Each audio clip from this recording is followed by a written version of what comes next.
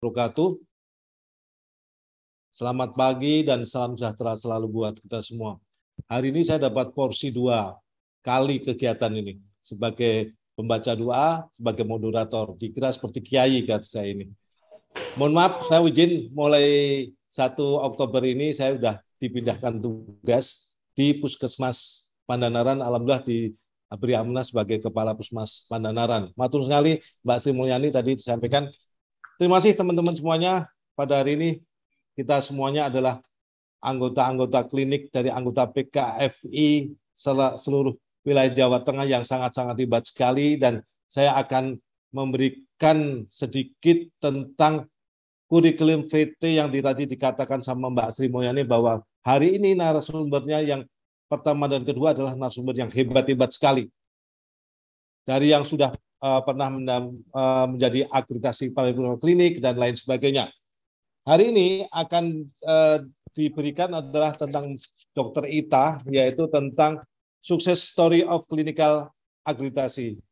Sehingga di sini akan saya bacakan tentang kurikulum VT-nya, sehingga teman-teman bisa menyimak dan benar-benar akan bermanfaat sekali kepada kita semuanya. Kurikulum VT dari Dr. Ita Kusumawati MKes, dia alamat di Pokoh Baru, Gang Seruni nomor 1, Ijo, Tasikmadu. Status menikah dengan 2 anak. Pekerjaan dia sangat benar-benar berjenjang dari bawah sampai sekarang menduduki Kepala Bidang Keluarga Berencana di BKKBN kelihatannya. Pertama adalah dokter fungsional di Puskesmas Kerjo tahun 2011 sampai dengan 2014 nih. Kemudian Kepala Puskesmas Jenawi 2007 sampai 2013 juga. Kepala Bidang Pelayanan Medik dan Keperawatan RSUD Karanganyar 2013 sampai dengan 2017, Kepala Bidang Sumber Daya Kesehatan Dinas Kesehatan Kabupaten Karanganyar 2017 dan 2020, dan terakhir Kepala Bidang Keluarga Berencana sampai sekarang 2020 sampai sekarang. Riwayat pendidikan, alhamdulillah beliau fakultas kelulusan dari Fakultas Kedokteran UNS angkatan 1994 dan Magister Kesehatan Pelayanan Kedokteran UNS tahun 2020. Riwayat organisasi, beliau adalah pengurus ID cabang Karanganyar tahun 2014 sampai sekarang, dan Ketua PKFI Perhimpunan Klinik dan Fasilitas Kesehatan Primer Indonesia cabang Karanganyar dari tahun 2016 sampai dengan sekarang. Pengalaman akreditasi dia sangat hebat sekali, yaitu 1 pendamping akreditasi FKTV, dan paling indah beliau adalah akreditasi paripurna di klinik, sehingga kita punya narasumber yang sangat hebat pada hari ini.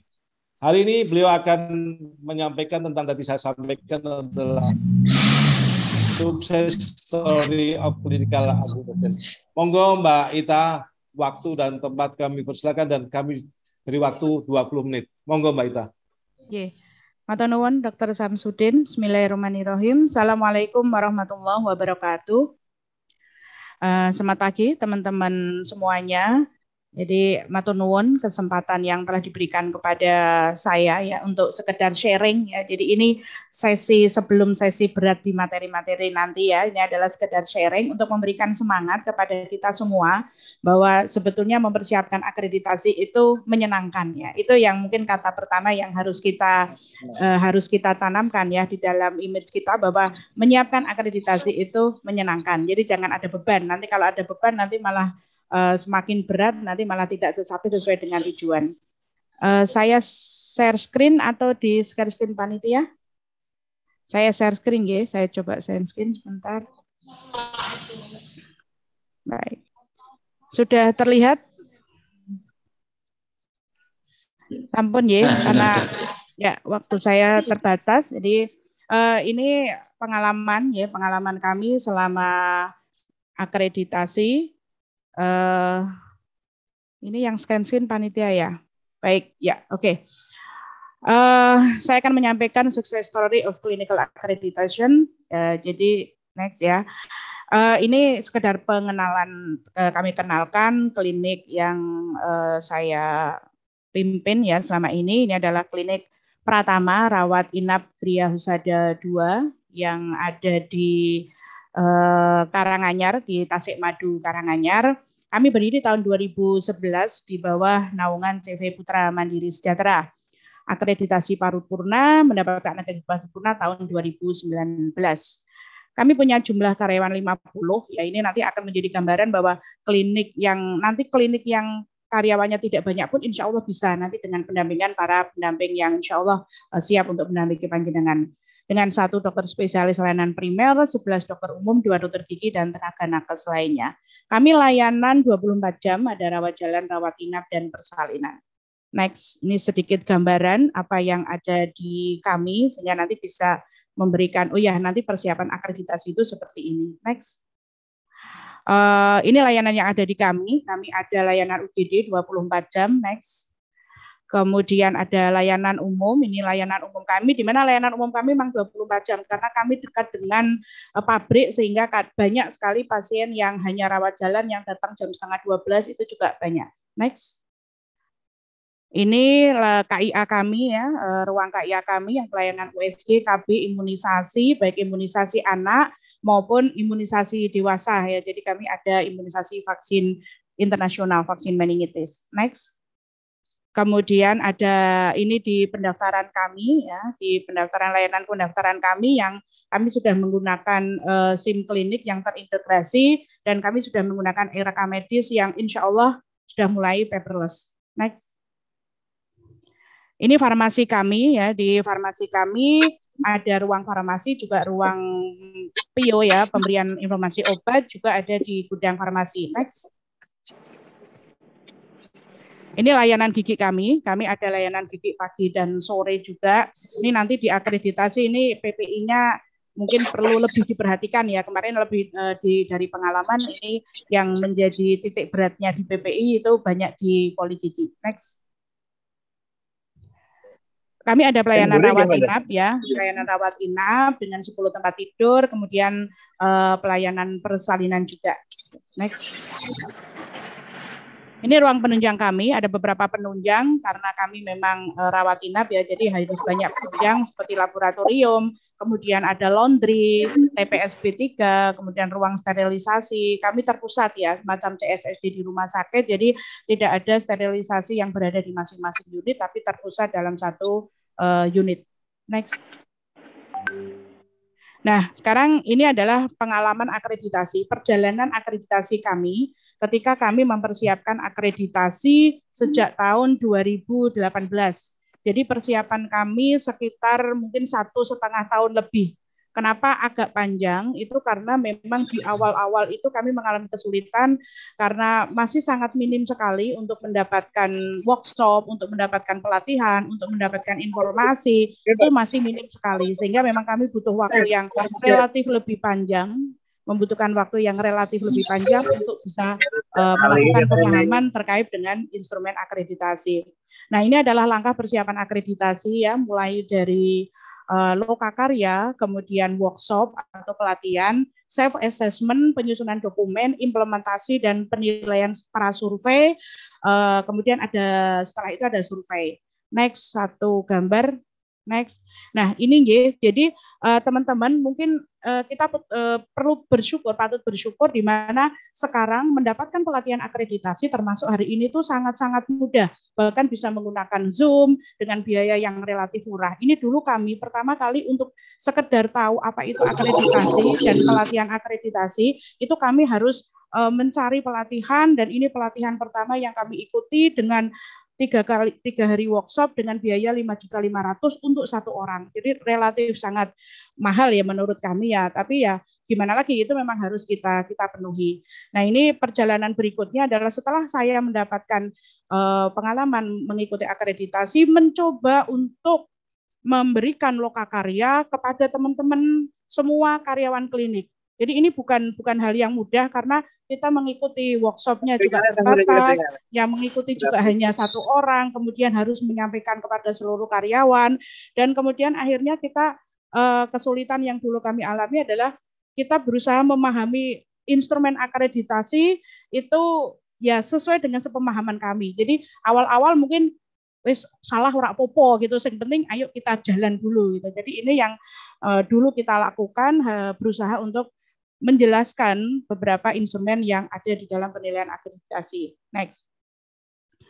Nah, selain itu, setelah kita melakukan, sebisa mungkin kita melakukan pengenalan akreditasi, instrumen akreditasi Lokakarya kepada seluruh teman-teman, kita membuat komitmen ya, kita membuat pengalaman komitmen. Jadi tidak mudah untuk membuat komitmen 50 anggota atau 50 karyawan klinik, tapi kita berusaha memberikan pemahaman bahwa akreditasi itu pasti akan memberikan manfaat kepada kita semua. Sehingga ini kita melakukan penggalangan komitmen, kemudian kita membentuk tim akreditasi.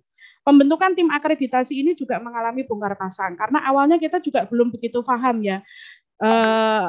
Misalnya begini, di Pokja 1, di Pokja yang untuk di bab 1, kami sudah memasang si A, B, C, D. Ternyata ketika pemahaman berlanjut, kemudian kita mencoba mendalami instrumen lagi, ternyata di bab 1 itu butuh petugas yang dari unit lain gitu misalnya. Ya, sehingga akhirnya kita mengalami bongkar pasang penyusunan tim akreditasi itu lebih dari 10.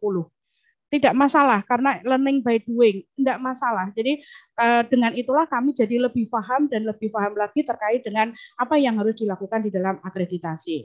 Nah, setelah penggalangan komitmen, next kemudian kami juga melakukan pendalaman lagi pemahaman instrumen yang ada di dalam akreditasi. Jadi per unit-unit kecil-kecil gitu ya, per unit, kemudian per Pokja, kita berusaha mendalami, kita berusaha istilahnya mencoba untuk sharing dengan teman-teman yang lain, coba ayo membuat. Kemudian tidak lupa juga adalah kita melakukan self-assessment. Melakukan self-assessment di awal sekali sebelum kita punya apa-apa, kita melakukan self-assessment, kita menilai. Jadi seperti kira-kira kita nilainya berapa sih gitu ya, di awal kita belum melakukan apa-apa. Waktu itu saya masih ingat bahwa di self-assessment kami itu nilainya 5%, jadi kecil sekali ya, tidak masalah. Tapi kemudian kami terus mencoba untuk mencari pembimbingan. Jadi sekali lagi teman-teman, ini kesulitan kami di saat awal itu mencari pembimbing itu bukan hal yang mudah gitu ya. Kami mencoba karena waktu itu juga belum ada satu klinik pun yang mengajukan ataupun mendapatkan penilaian akreditasi.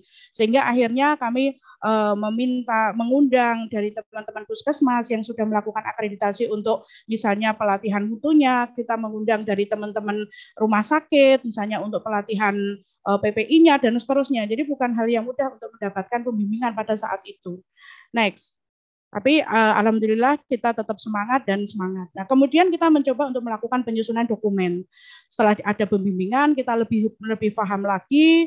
Waktu itu pembimbingannya kami juga mengaturi ataupun meminta bimbingan dari Dinas Kesehatan ya. Jadi Dinas Kesehatan juga datang ya, hadir ke kami atas undangan kami untuk melakukan pembimbingan juga ke kami, karena memang belum ada klinik yang mau mengajukan sehingga akhirnya privat ya.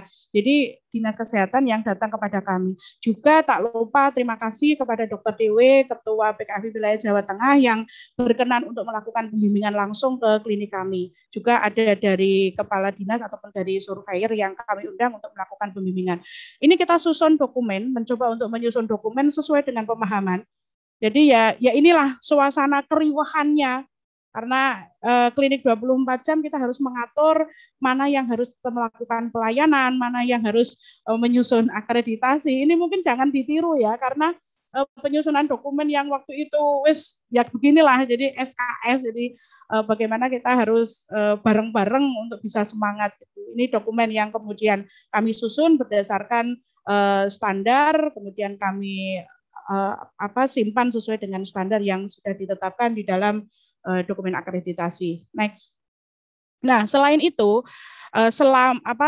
secara simultan, selain tadi menyiapkan dokumen, kemudian kita melakukan pemahaman dan sebagainya, tidak lupa dari tim manajemen atau dalam hal ini adalah dari CV maupun dari owner, ini juga melakukan perbaikan tata graha dan juga mengadakan beberapa pelatihan. Jadi secara paralel gitu ya, menyusun dokumen, kemudian kita juga melakukan beberapa pelatihan. Ini pelatihan-pelatihan yang kami lakukan, baik pelatihan intern artinya in-house training, maupun pelatihan yang kami harus mengundang dari pihak luar untuk memberikan pelatihan kepada kami. Ini seperti misalnya pelatihan BHD, Code Blue, kemudian pelatihan Itu harus kita datangkan dari rumah sakit dan PMI, kemudian penanganan bencana, kemudian ada spill kit, dan ini waktu itu mungkin sedikit berat ya, karena sendiri, tapi nanti teman-teman untuk saat ini nanti silakan mengadakan pelatihan ini bisa berkolaborasi dengan klinik lain, dengan teman lain, jadi nyonggone itu mungkin lebih ringan ya. Next. Ini adalah beberapa pelatihan yang kami lakukan ya, seperti ada pelatihan hand hygiene, kemudian karena hand hygiene itu kan harus semuanya paham ya, mulai dari tukang parkir sampai direktur itu semuanya harus paham. Kemudian ada pelatihan BHD, bantuan hidup dasar, ada kami sekalian ya, kalau sudah ada BHD ya, kami ada sistem code blue sekalian, meniru apa yang sudah ada di rumah sakit. Kemudian pelatihan APAR termasuk juga potret juga. Kemudian penanganan bencana, ada pelatihan spill kit, pelatihan mutu jelas, komunikasi efektif, BHD tadi sudah, kemudian pelatihan-pelatihan yang memang dibutuhkan per unit. Ada pelatihan EKG misalnya, pelatihan triase misalnya, kemudian ada pelatihan-pelatihan lain yang diperlukan di unit. Ya. Jadi misalnya pelatihan terkait dengan farmasi ya, pemberian obat, bagaimana memberikan PIO, pemberian informasi obat yang baik dan seterusnya. Jadi beberapa pelatihan yang harus diberikan oleh unit. Next. Kemudian selain pelatihan kami melakukan kaji banding. Nah, ini yang dulu susah ya, karena kami harus kaji banding kemana. Kita belum ada model yang untuk kita tiru karena belum ada klinik, waktu itu belum ada klinik yang sudah terakreditasi, tapi kami butuh, sehingga akhirnya kami kaji bandingnya ke puskesmas yang rawat inap dengan status yang sama, yaitu puskesmas rawat inap. Kita akan banding waktu itu ke puskesmas Kerjo. Ya alhamdulillah lumayan dapat pencerahan, kemudian kami adopt, kami sesuaikan dengan kebutuhan kami. Alhamdulillah dalam perjalanan waktu ada satu klinik pertama di Jawa Tengah ya yang sudah terakreditasi, yaitu klinik Daku. Sepertinya ini juga menjadi peserta di Magelang. Kami main ke sana ya, kami ke sana. Mungkin waktu itu utama ya, statusnya utama, tapi kita main ke sana. Alhamdulillah matur nuwun dokter, kita diberikan pencerahan. Next. Kemudian next. Nah, selain itu, yang perlu lagi adalah secara simultan kita melakukan perbaikan tata graha. Teman-teman, ini mungkin yang menjadikan akreditasi itu akhirnya terkesan mahal. Kenapa? Karena mungkin kita belum pas gitu ya untuk tata grahanya, sarana prasarananya. Jadi banyak sekali yang terus terang yang kami harus benahi, seperti bagaimana ada handling, kemudian rem, kemudian kami harus menyiapkan antrian yang safety yang aman, kemudian ini harus memberikan pengaman di pintu masuk rekam medis karena tidak semua petugas bisa masuk, kemudian misalnya jongkok duduk, kemudian ada papan penunjuk klinik, kemudian ada jalur evakuasi, tempat duduk juga harus sesuai. Kemudian sampai kepada pemenuhan PPI ya, misalnya adalah korden ya, misalnya korden baik itu korden di UGD, VK maupun di rawat inap yang harus sesuai dengan standar PPI. Ini ternyata bukan hal yang murah ya, bukan hal yang murah gitu ya. Ternyata pemenuhan tata graha ini menjadi cost yang cukup tinggi di dalam pemenuhan akreditasi. Kalau teman-teman sudah menyiapkan dari sekarang, insya Allah sebenarnya tidak begitu berat. Next. Itu ya, selain dari kakak tata graha, yang setelah itu adalah kita menerapkan atau mengimplementasikan. Apa yang kita implementasikan? Jadi ada penerapan SOP. Jadi SOP yang sudah kita buat mulai dari pedoman, mungkin ada panduan, kemudian kita membuat SOP yang sudah kita buat kita CAE ya, kita implementasikan. Setelah kita sosialisasikan kepada teman karyawan, kemudian kita implementasikan, kita lakukan sesuai dengan SOP, kemudian kita lakukan evaluasi, kita lakukan audit internal sesuai dengan apakah karyawan itu sudah melakukan sesuai SOP atau belum.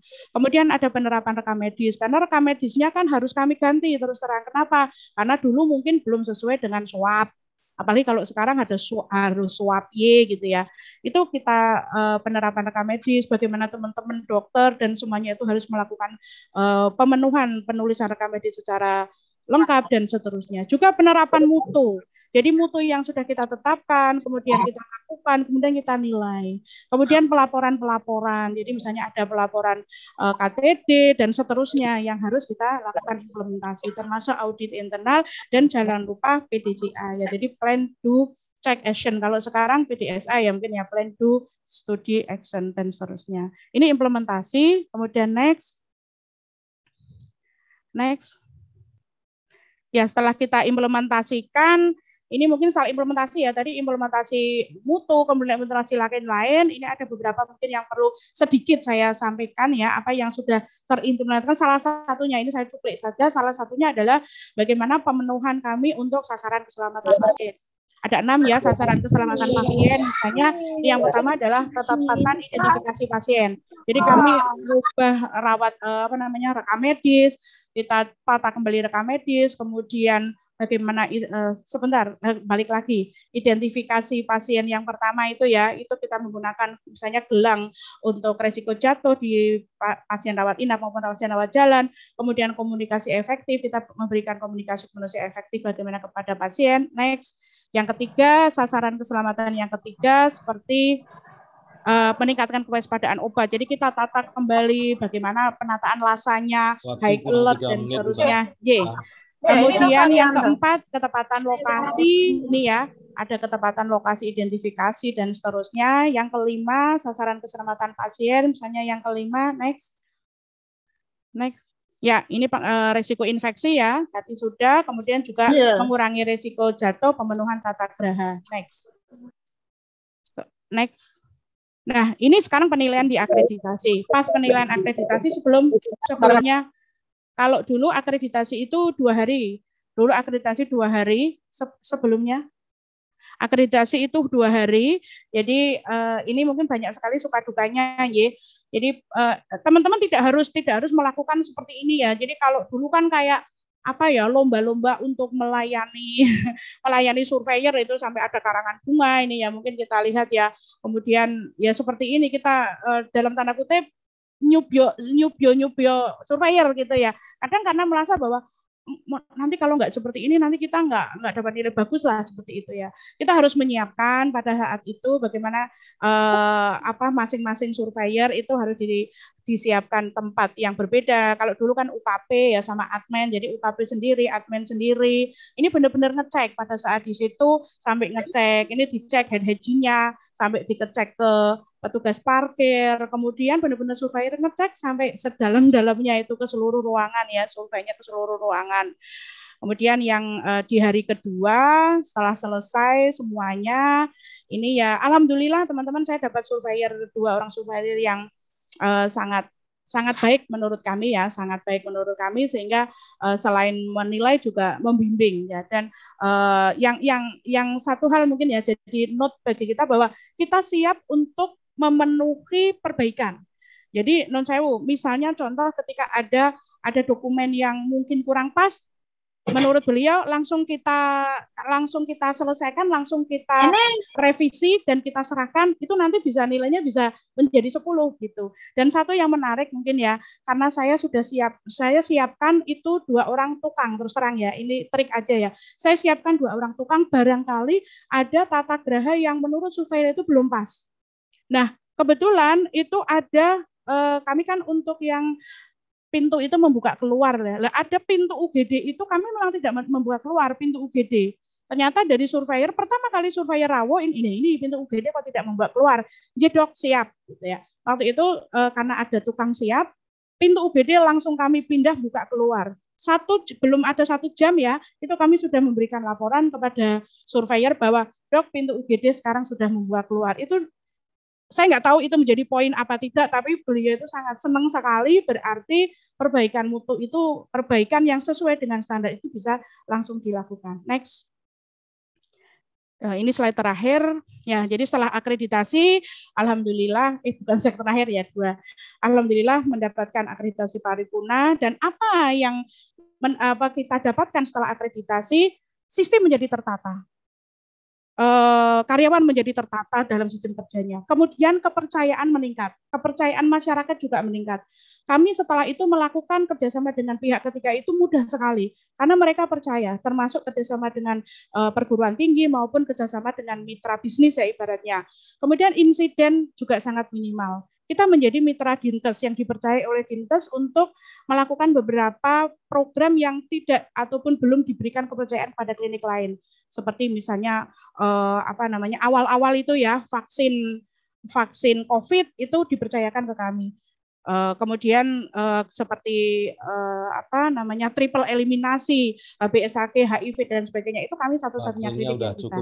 Ya, satu slide lagi, ini akhirnya satu slide terakhir. Nah, ini akhirnya setelah itu kami bisa melakukan kerjasama dengan beberapa mitra dan juga melayani peserta asuransi yang setelah itu sangat mudah sekali, termasuk peningkatan peserta BPJS.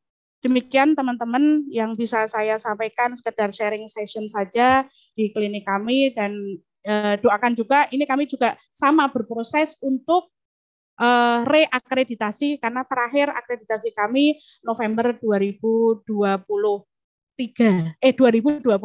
tapi kita menunggu juga dari Kemenkes kedudukannya. Terima kasih, matur nuwun, itu yang bisa kami sharingkan. Saya kembalikan ke Dr. Samsudin. Assalamualaikum warahmatullahi wabarakatuh. Benar-benar sangat-sangat hebat sekali nih Dr. Ita. Dari tahap pertama awal belum akreditasi, benar-benar kerjasama yang baik. Yang paling utama adalah penggalangan komitmen Mbak Ita ya. Sehingga teman-teman akreditasi ini, peserta ini harus ada penggalangan komitmen, mampu nggak untuk menjadi yang terbaik seperti tempat Mbak Ita ini. Mungkin teman-teman bisa kaji banding nanti ke Mbak Ita, sehingga berbondong-bondong Mbak Ita kaji banding ke jenengan Mbak Ita. Ya, monggo dokter, siap. Yang utama dan penting sekali yang kita kasih kesimpulan adalah setelah menjadi akreditasi adalah peserta BPJS naik. Nah, itu yang kita inginkan dari sekarang. Mungkin bisa rekredensial dan bisa mungkin penambahan dari kapitasi tempat klinik-klinik kita. Itu mungkin Mbak Ita, terima kasih. Nanti